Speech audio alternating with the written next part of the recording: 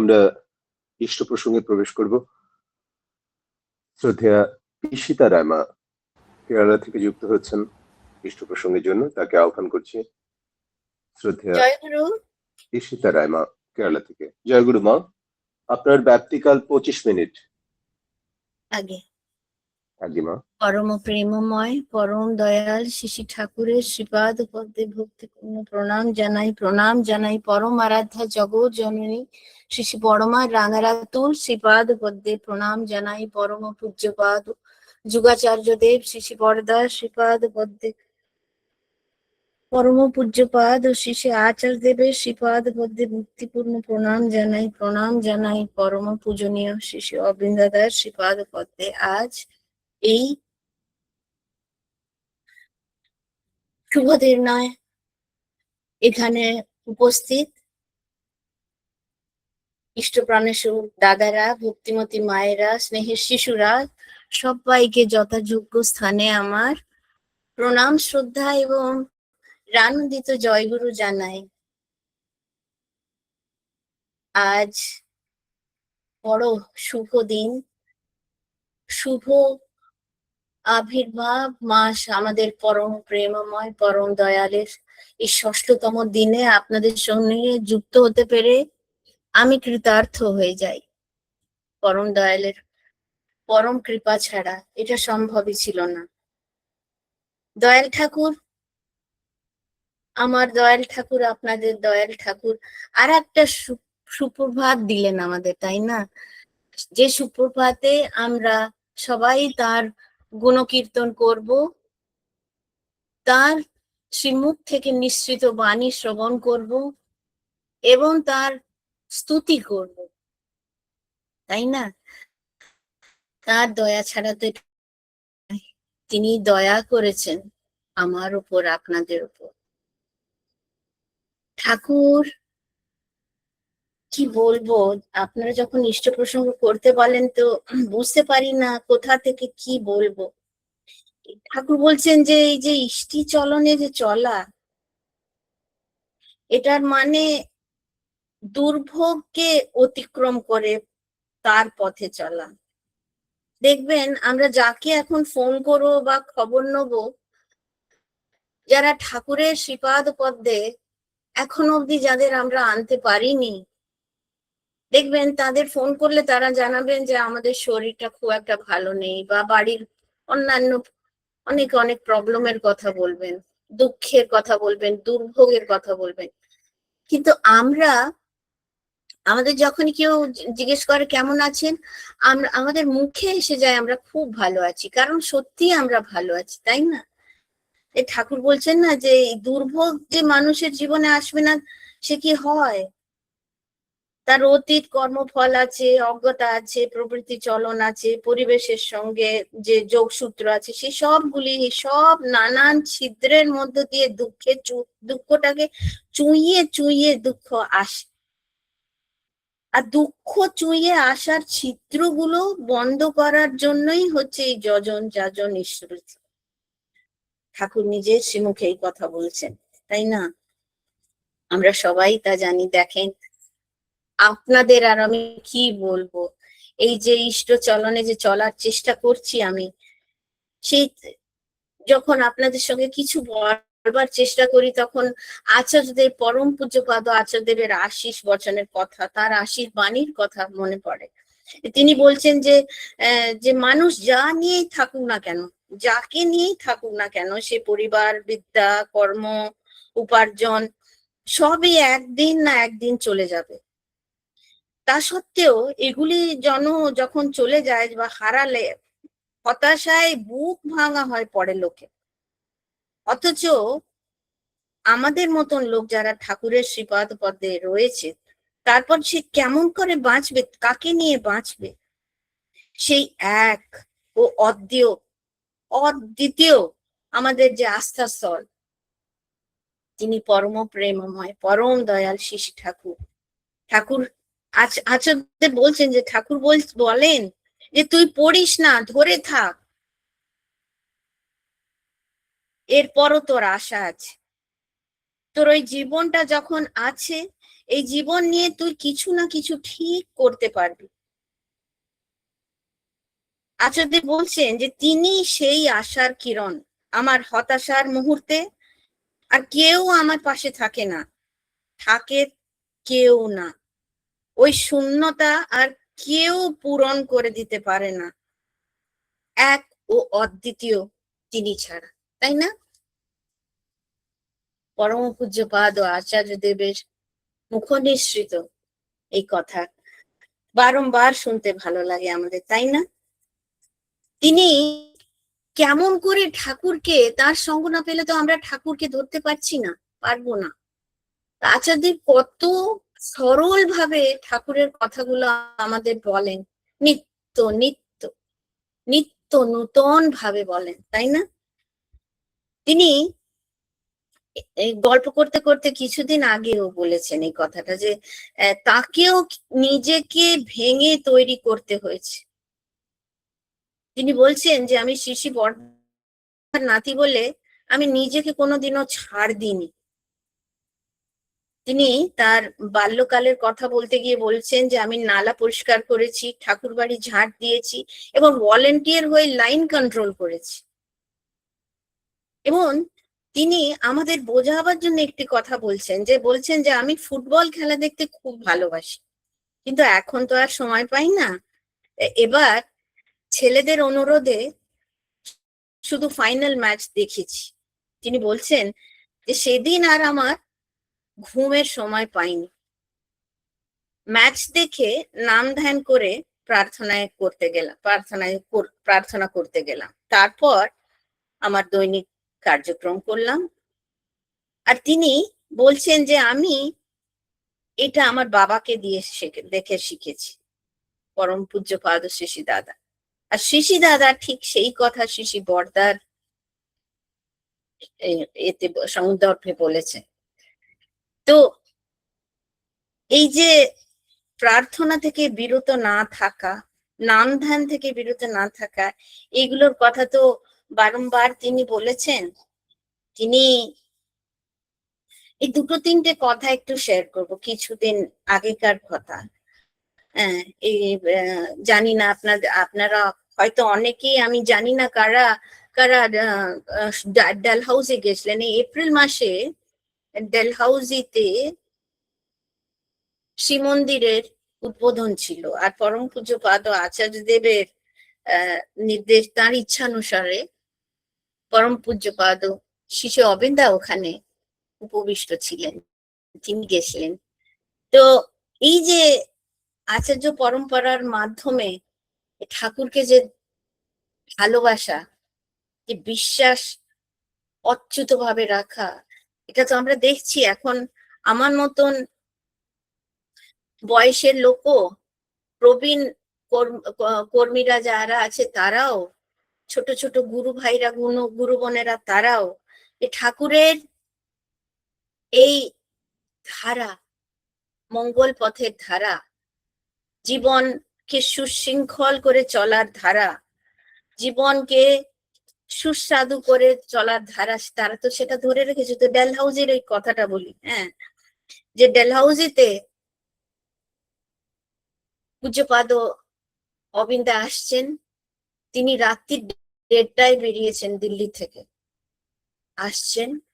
তিনি আসার বেশ কিছুক্ষণ আগে মানে প্রচন্ড ভূস্খলন হলো, ওখানে ল্যান্ডস্লাইড হলো।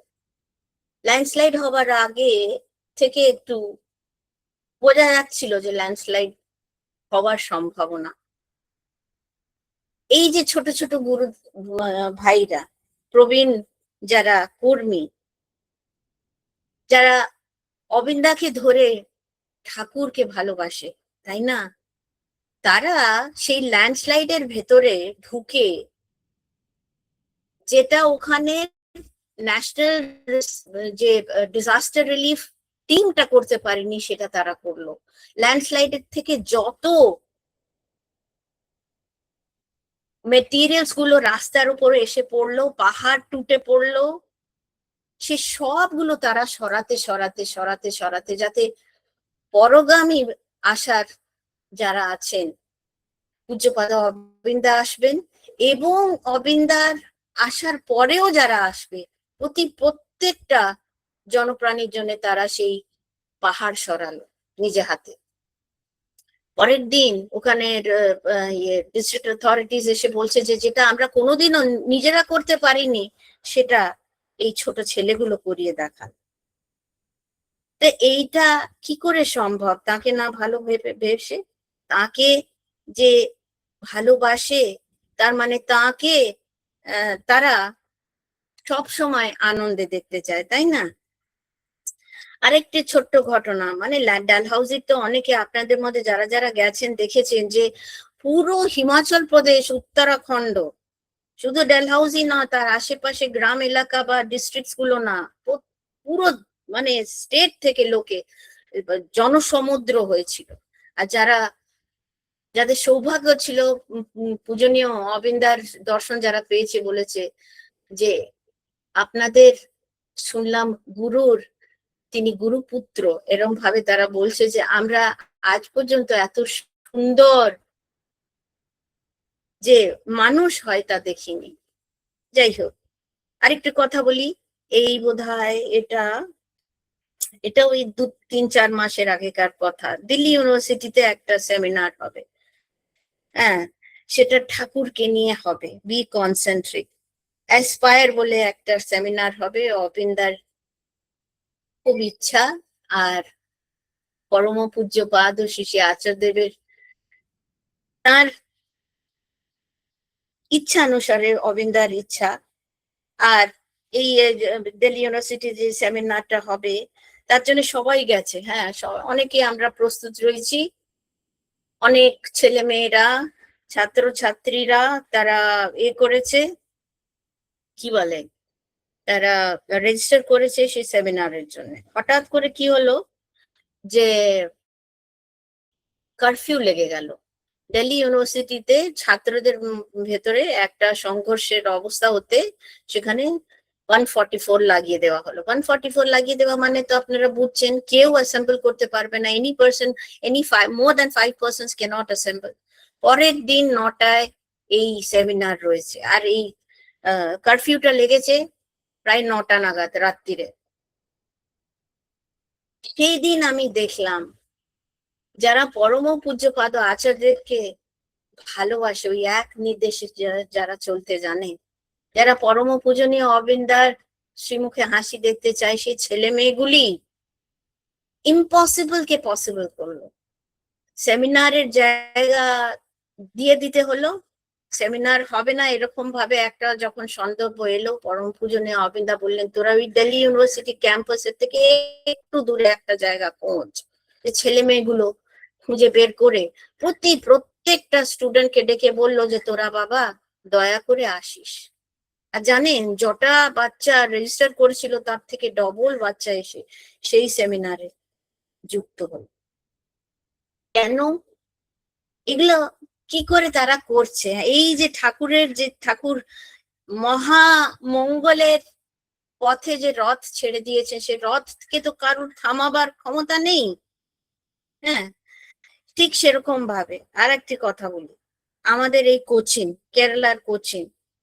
কেরালার কোচিনে পরম পূজ্যপাদ ও শ্রী আচার্যদেবের ইচ্ছা যে শ্রীমন্দির হবে। খুঁজে পাচ্ছি না, আমরা কেউ খুঁজতে খুঁজতে জমি খুঁজে পাচ্ছি না। তখন তিনি বুঝলেন যে এদের দ্বারা হবে না।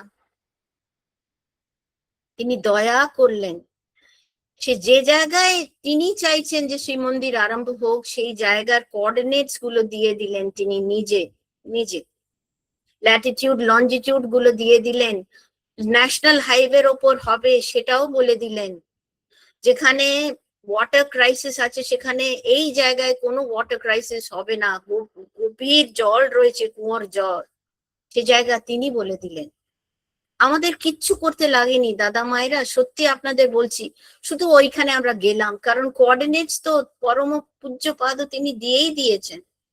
হ্যাঁ, যখন ঢুকলাম তখন দেখি আচার্যদেবের সেই যেমন ভাবে তিনি বলেছিলেন সেই তেমনই একটি জায়গা পাওয়া হলো। শুধু তাই নয়, মানে কি বলবো, তার এত দয়া যে সাউথ ইন্ডিয়ার বোধহয় প্রথম ঠাকুর বাড়ি কোচিনে হয়েছে। আপনাদের কাছে আমি প্রার্থনা জানাই, হ্যাঁ, আপনাদের কাছে রিকোয়েস্ট করি, পরম পূজ্যপাদ শ্রী শ্রী আচার্য দেবের ইচ্ছানুসারে তিনিই আমাদের দিয়ে দিয়েছেন এই ঠাকুর বাড়ি। নিশ্চয়ই আসবেন আপনারা সবাই, খুব ভালো লাগবে।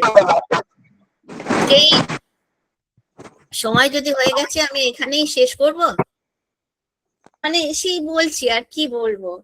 তো সেই জায়গায় যখন বলরাম দা এলেন, হ্যাঁ, বলরাম দা একদিন আগেও এসে 8টি গান, পরম পূজ্যপাদ আচার্যদেবের মনের ইচ্ছানুসারে 8টি গান করলেন, 8টি গান মালায়ালামে করলেন।